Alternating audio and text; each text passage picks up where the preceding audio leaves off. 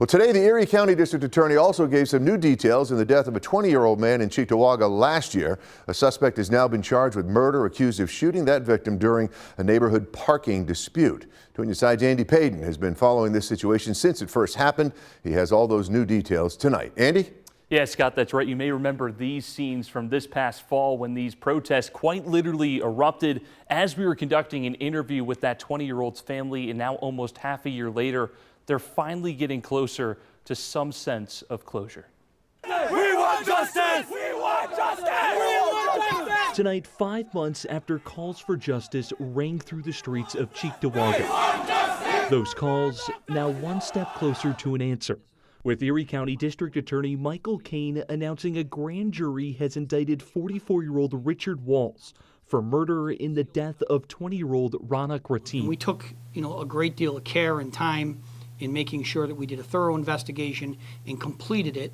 That's why it took so long. It happened back in early October on this quiet neighborhood block in Cheektowaga. Ratin was parked along Cedar Road when all of a sudden, according to the DA's office, some sort of dispute occurred over the parking spot, leading Walls to allegedly pull out a gun and strike the 20-year-old in the chest, who was later pronounced dead at ECMC. There has been evidence of a self-defense claim. That claim was rejected.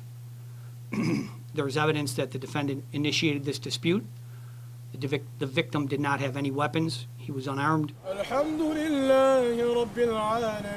October incident shutting down streets for prayer and protest, with many calling it racially motivated. So you're gonna feel threatened by a 20-year-old, innocent and unarmed, and shoot him in the chest for self-defense? How does that make sense? This is a hate crime, and it could happen to anybody, not my nephew. These people are monsters. But tonight, the DA dismissing those claims. There was no evidence that this was a hate crime. There was no evidence that Mr. Ratin was targeted in any way. Saying that interviews with witnesses indicate that this was not a hate crime. As hard as it is to believe that something like this could happen over a parking dispute, that's what happened here. Now, this case has been handed over to the state Supreme Court, and Scott, we're told if convicted, Walls could face a maximum sentence of up to 25 years to life in prison. On your side in the studio tonight, Andy Payton, Channel 2 News.